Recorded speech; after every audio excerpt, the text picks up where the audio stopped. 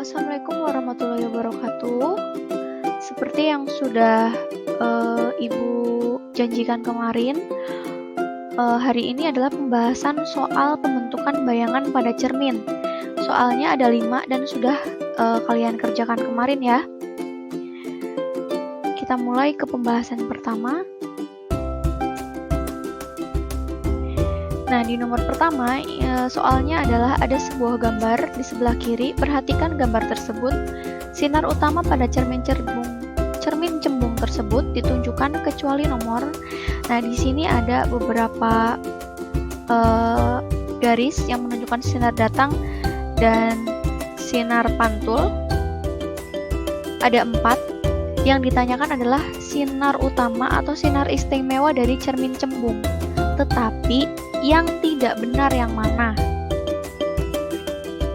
Ini pembahasannya. Yang pertama, di dalam sebuah cermin itu ada 3 sinar utama atau 3 sinar istimewa. Sinar istimewa yang pertama, lihat di bawah ya yang ini. Sinar istimewa yang pertama adalah sinar datang sejajar sumbu utama. Garis lurus yang panjang ini adalah sumbu utama. Sinar datang sejajar sumbu utama, kemudian dipantulkan seolah-olah berasal dari titik fokus. Nah, titik fokusnya di sebelah sini. Ini adalah sinar pertama. Nah, sinar pertama ini berarti ditunjukkan oleh gambar nomor berapa? Nomor 1 ya. Nomor 1 berarti betul. Yang kemudian, sinar datang menuju titik fokus, kemudian dipantulkan sejajar sumbu utama yang di tengah ya. Sinar datang menuju titik fokus F, kemudian dipantulkan sejajar sumbu utama. Jadi kebalikannya yang tadi. Nah, ini menunjukkan yang mana? Jangan terkecoh dari gambarnya. Kalau ini sebelah atas, yang di soalnya adalah sebelah bawah. Jadi yang mana? Yang nomor 2 ya. Nomor 2 berarti betul. Kemudian yang terakhir, sinar utama yang terakhir adalah sinar datang menuju titik pusat kelengkungan cermin atau M, dipantulkan seolah-olah berasal dari titik pusat kelengkungan cermin. Jadi dipantulkan kembali, hanya ada satu garis lurus tetapi panahnya berbeda. Nah, ini berarti menunjukkan nomor 3 ya. Jadi 1, 2, dan 3 adalah benar, yang salah adalah nomor 4. Nah, maksud tadi adalah seolah-olah jadi titik fokus dan pusat kelengkungannya itu di sebelah depan sana, di sebelah belakang, di sebelah belakang. Jadi seolah-olah, dan di garisnya di sini pun bentuknya adalah garis putus-putus. Jadi yang salah adalah yang nomor 4. Ayo, ada yang betul atau tidak?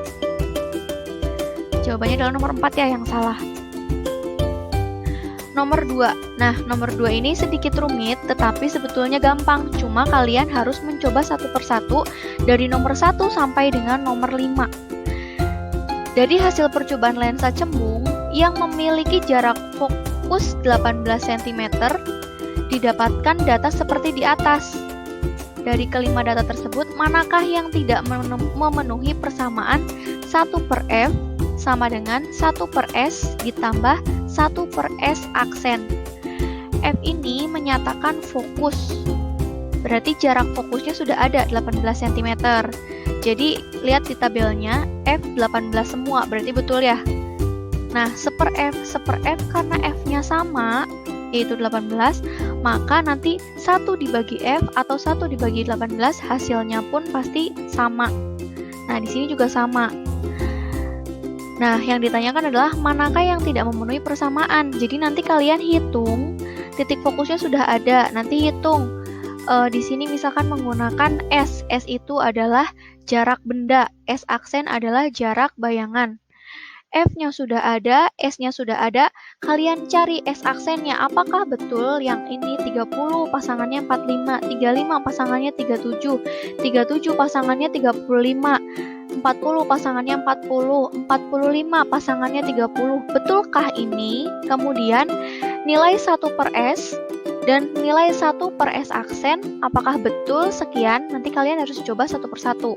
Yang jelas untuk nilai 1 per F dan F ini sudah betul. Jadi kalian fokus ke 3 hal, yaitu S aksen, 1 per S, dan 1 per S aksen. Yang menjadikan patokan, ingat-ingat, adalah titik fokusnya yaitu 18 cm dengan jarak bayangannya S dari 30 sampai 45 ini.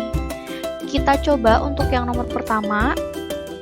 Nomor yang pertama, sudah diketahui S-nya adalah 30. Lihat ya yang di tabel, S 30. Kemudian kita harus mencari S aksennya. Menggunakan rumus yang mana? Persamaan yang tadi yang ditanyakan. 1 per F sama dengan 1 per S ditambah 1 per S aksen. Maaf, Ibu tidak bisa oret-oretan langsung di sini ya, karena keterbatasan kemampuan Ibu. Mungkin nanti lain kali kalau Ibu sudah bisa dan membuat gampang dalam membuat coret-coretan dan tulisannya Ibu yang sangat indah ini bisa masuk ke video ya. Nah, kemudian di sini kan yang ditanyakan adalah S aksennya, karena F-nya sudah ada yaitu 18, S-nya juga sudah ada 30. 1 per F sama dengan 1 per S ditambah 1 per S aksen. Yang ditanyakan adalah 1 per S aksennya. Maka rumusnya menjadi 1 per S aksen sama dengan 1 per F dikurangi 1 per S. 1 per S aksen sama dengan 1 per 18, F-nya 18 dikurangi 1 per 30. 30-nya dari S ini yang sudah diketahui. Kemudian samakan penyebutnya. Antara angka 18 sama 30, penyebut yang paling mendekati yang mana? Yang paling kecil, maaf. 90 ya. Nah, kita ambil 90. Misalkan Bu, 90 dari mana? Ya cari KPK ya. KPK antara 18 dan 30 itu angka berapa? Dan ketemunya adalah angka 90.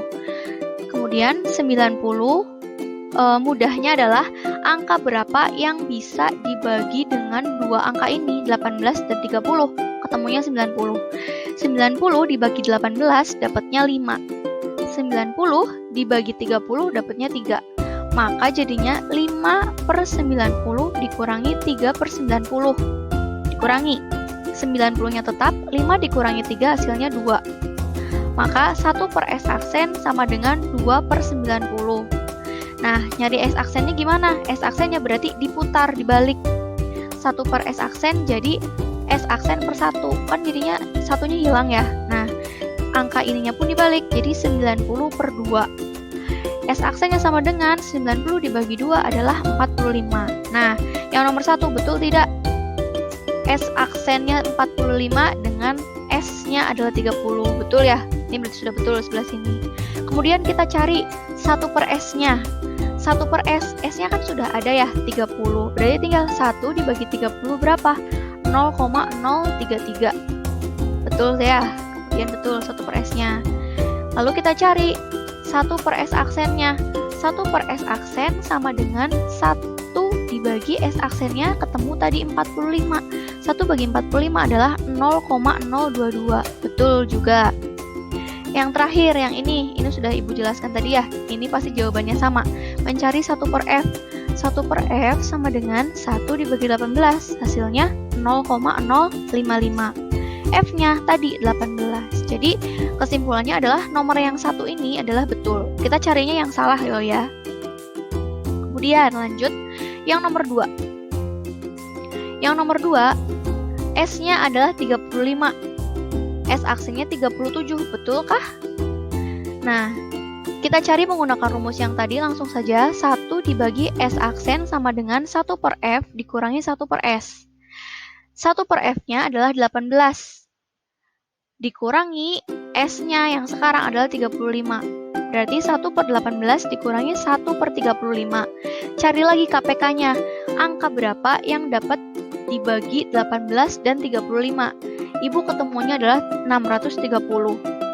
Lalu 630 dibagi 18 hasilnya 35. 630 dibagi 35 hasilnya 18. Jadi 35 per 630 dikurangi 18 per 630. Hasilnya 1 per S aksennya adalah 17 per 630. Kemudian S aksennya berapa? Berarti dibalik. 630 dibagi 17 sama dengan 37. Betulkah? Oh, ternyata betul, S aksen yang nomor kedua. Sekarang mencari 1 per S-nya. 1 per S, S-nya 35. 1 dibagi 35 sama dengan 0,028. Betulkah? Ya, betul. Sekarang mencari 1 per S aksennya. 1 per S aksen sama dengan 1 per 37. 37 dari mana? Tadi, mencari S aksen yang tadi. 1 per 37 sama dengan 0,027. Betul? Betul ya? 0,055. 0,027, maaf. Nah, sekarang 1 per F-nya sudah ya, tidak perlu Ibu bahas lagi. Ini karena sama. Kesimpulannya sesuai betul yang nomor 2, seperti yang nomor pertama. Selanjutnya, nah, untuk nomor 3 itu adalah kebalikannya nomor 2. Jadi ketika nomor 2 sudah sesuai, pasti nomor 3 sesuai juga. Ingin dibuktikan? Nah, ini. Yang pertama, 1 per S aksen sama dengan 1 per F dikurangi 1 per S. F-nya adalah 18. Terus S-nya adalah 37. Nah, 18 dengan 37, cari angka berapa yang bisa dibagi dua angka ini. Ibu menemukan 666. 666 dibagi 18, hasilnya 37. 666 dibagi 37, hasilnya 18. Dikurangkan menjadi 19 per 666. S aksennya dibalik 666 dibagi 19, hasilnya adalah 35. Betul kan ya? Sesuai seperti yang tadi. Nah, tadi 1 dibagi 37, 0,027. Betul ya? 35 dibagi, 1 dibagi 35, hasilnya 0,028. Berarti yang nomor 3 pun sudah sesuai. Nah, yang nomor 4. Nomor 4 ini S aksennya 40. S-nya 40. Apakah betul S aksennya juga 40? Kita coba cari. 1 per S aksen sama dengan 1 per F dikurangi 1 per S. 1 per F-nya adalah 1 per 18 dikurangi S-nya yang sekarang adalah 40. Nah, cari lagi KPK-nya, ketemu 720. 720 dibagi 18 dapatnya 40. 720 dibagi 40 dapatnya 18. Dikurangkanlah hasilnya 22 per 720. Itu 1 per S aksennya. Lalu S aksennya berapa? Dibalik seperti tadi, 720 dibagi 22. Hasilnya S aksennya adalah 32,7. Sama dengan juga kita bisa bulatkan menjadi 33. Betul tidak? Salah ya? Salah. Nah, dari sini juga sudah salah nomor 4. Harusnya ketika S-nya 40, maka S aksennya adalah 33. Nah, kemudian kita cari dari 1 per S-nya biar membuktikan. 1 per S itu adalah 1 dibagi 40. 1 dibagi 40 dapatnya 0,025. Betul, 1 per S-nya. Kemudian 1 per S aksennya. Nah, 1 per S aksennya di sini ditabelkan 40 S aksennya. Sementara 40 kan tadi 1 dibagi 40 hasilnya 0,025. Jadi ini sudah tidak sesuai dalam dua kolom S aksen dan kolom 1 per S aksen. Sudah ya? Berarti jawabannya yang tidak memenuhi persamaan adalah yang nomor 4. Tetapi boleh kita bahas yang nomor 5-nya. Untuk yang nomor 5 ini adalah kebalikan dari nomor 1. Kalau S-nya adalah 45, maka S aksennya adalah 30. Bisa dilihat ya di sini ya. Nah, 1 per 30 dapatnya 0,033 untuk S aksennya. Lalu S-nya 1 dibagi 45 sama dengan 0,022. Betul ya? Nah, yang nomor 5 betul. Yang salah adalah nomor 4. Jadi, jawaban yang tidak memenuhi persamaan 1 per F sama dengan 1 per S ditambah 1 per S aksen sama dengan adalah yang kolom nomor 4. Paham ya? Kalau Ibu terlalu cepat menjelaskannya bisa diulangi lagi. Soalnya ini juga keterbatasan dalam rekamannya ya. Kemudian nomor 3, sebuah benda yang tingginya 4 cm berada 8 cm di depan sebuah cermin cekung. Jika panjang jari-jari kelengkungan cermin cekung adalah 12, berapa jarak bayangannya? Nah, nomor 3, 4, dan 5 ini bersambungan, tetapi Ibu bagi menjadi berbeda nomornya. Yang pertama, diketahui tinggi. Tinggi itu adalah H. H-nya adalah 4 cm. Berada 8 cm di depan sebuah cermin. Berarti S-nya adalah 8 cm. Jika panjang jari-jari kelengkungan cermin cekung 12, jari-jari itu adalah R. Nah, F itu adalah setengah dari jari-jari. Jadi F-nya adalah 6. Kalau tanya, Bu, kok 6? Ya iya, F itu adalah setengahnya jari-jari. 12 dibagi 2, 6. Yang ditanya yang sekarang adalah jarak bayangan. Jarak bayangan berarti S aksen. Kalau jarak benda adalah S, kalau jarak bayangan adalah S aksen. Menggunakan rumus yang tadi, nomor 2. 1 per F sama dengan 1 per S ditambah 1 per S aksen. Yang dicari S aksennya, berarti 1 per S aksen sama dengan 1 per F dikurangi 1 per S. 1 per F-nya 1 per 6. S-nya 8, berarti 1 per 6 dikurangi 1 per 8. Ambil KPK-nya, ketemu 48, atau samakan penyebutnya ya. 48 dibagikan 6, hasilnya 8. 48 dibagi 8, hasilnya 6. Kemudian kurangi, 8 dikurangi 6, sama dengan 2 per 48. Itu adalah 1 per S aksen. Yang ditanyakan kan S aksen. Berarti dibalik. Sama dengan 48 dibagi 2, hasilnya adalah 24. Berarti jarak bayangannya adalah 24. Nomor 4, sebuah benda dengan soal yang sama tadi ya. Tingginya 4 cm, berada 8 cm di depan sebuah cermin cekung. Jika panjang jari-jari kelengkungan cermin cekungnya adalah 12, tentukan tinggi bayangannya. Nah, ini yang dicari adalah tinggi bayangan. Diketahuinya masih sama, H itu adalah tinggi, S adalah jarak benda, R adalah jari-jari, F adalah fokus, titik fokusnya. Yang dicari adalah H aksen atau tinggi bayangan. Nah, yang pertama yang harus kalian cari adalah S aksennya. Tadi sudah ketemu ya, 24. Nah, kemudian kita cari bayangannya dulu berapa untuk mencari tinggi bayangannya. Maksudnya perbesaran bayangannya berapa? Menggunakan rumus M sama dengan S aksen dibagi S. M sama dengan S aksennya 24, S 8. 24 dibagi 8 sama dengan 3.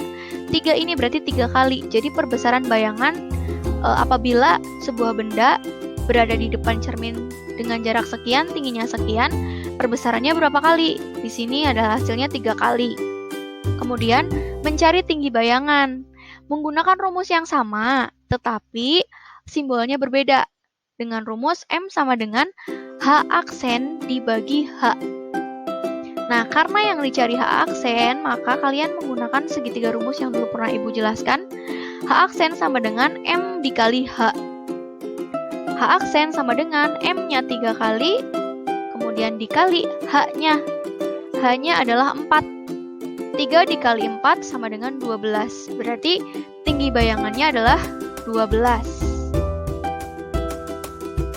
Ini adalah nomor 4. Jadi ada perbesaran bayangan, yaitu 3 kali besarnya. Kemudian tingginya pun menambah ya, yang tadinya 4 bertambah menjadi 12. Kemudian jaraknya pun bertambah, yang tadinya jarak bendanya 8 cm, ini jarak bayangannya jadi 24 cm. Jadi pada intinya adalah bayangannya itu lebih besar di sini. Yang terakhir, sebuah benda tingginya 4 cm, berada 8 cm di depan sebuah cermin cekung. Sama seperti tadi, jika panjang jari-jari kelengkungan cermin cekung 12, bagaimana sifat bayangannya?